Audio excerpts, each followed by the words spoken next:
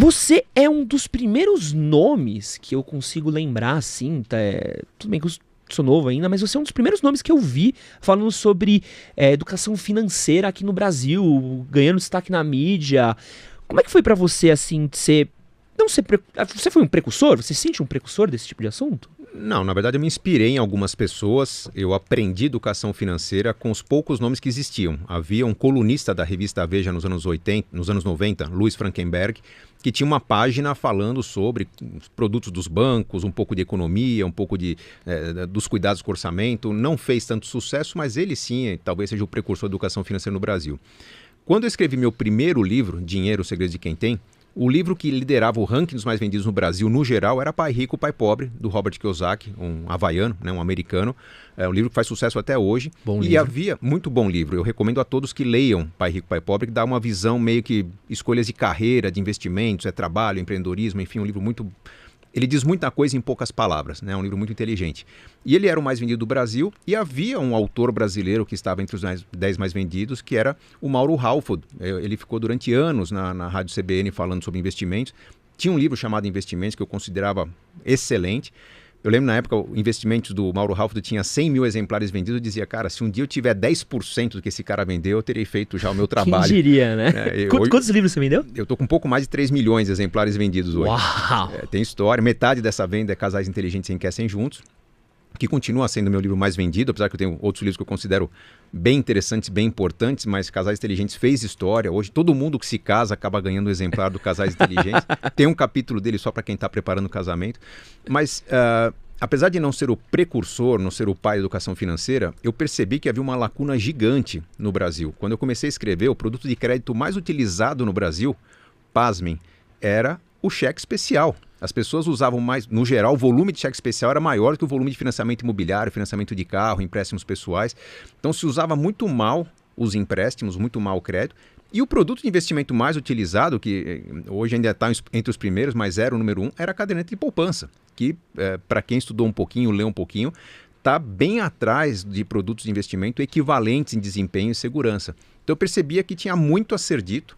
Escrevi meu primeiro livro numa época em que o Brasil tinha juros de 24% ao ano, então basicamente era fácil falar, gente, se você deixar seu dinheiro no banco, ele se multiplica muito. Você vai chegar ao seu primeiro milhão num prazo curto, 7, 8, 10 anos. Hoje já não é tão simples. Na verdade, existem meios para isso, mas não basta pôr o dinheiro na poupança que você vai chegar lá, né? O mercado ficou mais competitivo, mas eu percebi que havia muito a ser falado. O livro mais difícil de escrever foi o primeiro, que eu tive que montar um passo a passo, um manual, começo, meio e fim. Os demais, né, os outros 15 livros que eu escrevi, praticamente foram respondendo a críticas e dúvidas dos leitores dos livros anteriores. Escrevi um livro, alguns diziam, mas legal, entendi, mas e para convencer minha esposa disso, meu marido disso? Nasceu Casais Inteligentes Enriquecem Juntos. Pô, legal, seu livro é bom, mas o capítulo de filhos é muito pequeno. Nasceu Pais Inteligentes Enriquecem Seus Filhos. E a cada demanda do público, eu escrevia artigos, respondia textos, criava conteúdo no meu blog e esse material foi alimentando a criação de novos livros. Não diria que foi um grande trabalho. Olhando no tempo, parece um trabalho muito grande, mas eu não parava para escrever um livro. Na verdade, eu parava para reunir o que eu estava produzindo nos últimos meses sobre um assunto específico. E assim nasceram 16 livros. E nessa sua jornada, como é que você resumiria o que é inteligência financeira? Inteligência financeira é colocar em prática a educação financeira que todo mundo conhece. Todo mundo já sabe, nós sabemos que 73% dos brasileiros estão endividados hoje, mas as pesquisas mostram que eles sabem o porquê. Porque caiu a renda e não tinha reserva de emergências, porque o custo fixo está muito elevado, porque comprou muito a prazo. Então as pessoas sabem o que fazer, sabem que tem que cuidar do futuro, sabem que não conseguem cuidar do futuro e tem mil desculpas para isso. A inteligência financeira é quando você consegue fazer com que essa educação financeira se torne prática. Tem componentes muito mais comportamentais do que financeiros propriamente ditos, né? Puxa, se eu ganho, digamos, 2 salários mínimos, que não é uma maravilha, né? O próprio DIEESE, um órgão de governo, diz que o salário mínimo deveria ser de R$6 mil no Brasil, mas se eu ganho R$2 mil, não dá para viver de maneira digna. Não dá, nas grandes cidades brasileiras.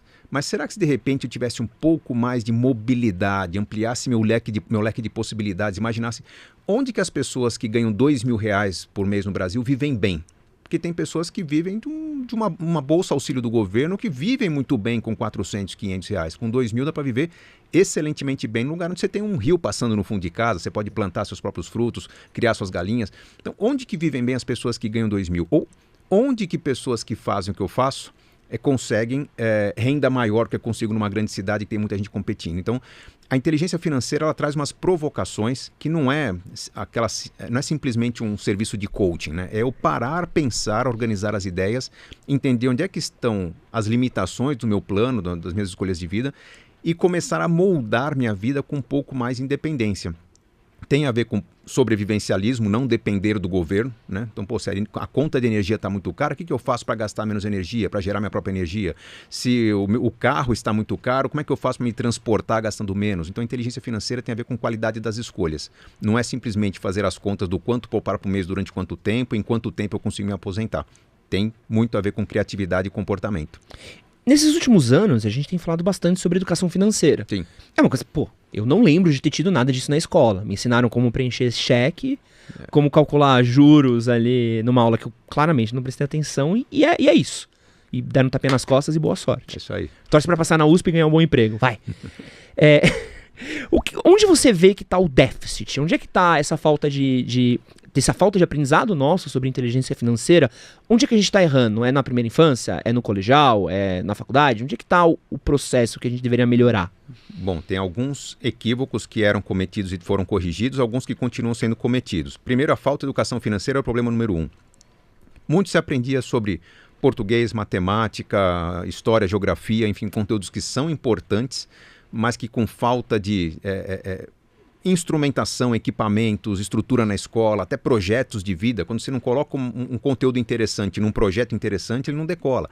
Então, o fato de não ter na escola uma visão do empreendedorismo, uma visão da realização de objetivos na vida, de caminhos do que você tem que concretizar na vida, eu não estou falando só de educação financeira, mas é um conjunto, né? Não tem aprendizado sobre como viver.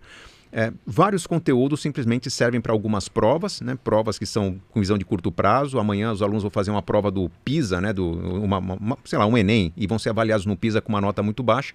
Mostram que o nosso conteúdo não está virando prática. Quando se fala, precisamos ter educação financeira na escola, que já tem, começou em 2020, está na Base Nacional Comum Curricular, as crianças têm hoje na escola, não é ter aula de juros, banco, PIX, criptomoedas. É você ter, como acontece hoje no modelo brasileiro, discussão de finanças em todos os conteúdos. O brasileiro hoje cai em armadilhas porque não sabe ler contratos. Então vamos discutir educação financeira na aula de português. O brasileiro cai em armadilhas porque talvez compre produtos pouco eficientes. Vamos discutir educação financeira na aula de física, química. É como está a educação financeira. Os pais não veem hoje o módulo de educação financeira, mas os filhos estão aprendendo. Havia esse déficit, já corrigimos. Tem um outro déficit muito grande, que é a falta de uma visão empreendedora, que eu acho que deveria estar na escola também. Nós cultuamos durante muito tempo a ideia de que precisávamos resgatar as pessoas que estavam em situação de grande desvantagem, muita desigualdade social. Sim, tínhamos que fazer alguma coisa. Criamos Bolsa Família, auxílio emergencial, uma série de ajudas e facilidades que eram importantes, mas não havia um plano para encerrar essa ajuda. Né? Então você dá um incentivo, você dá um presente para as pessoas. Legal, quem deu esse incentivo vai ganhar votos. Agora, quem vai ser o político com coragem de tirar o incentivo quando a família não precisa mais? Então criou-se a cultura do assistencialismo, que é muito perigosa.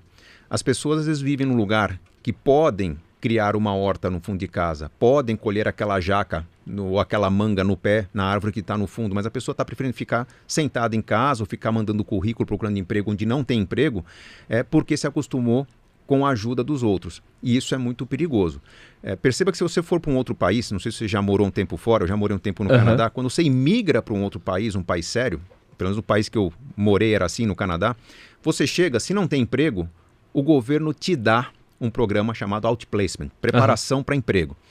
Legal, gratuito, e se eu tiver filhos ainda ganho uma mesadinha, $800 por mês, gratuito. Só que há um compromisso.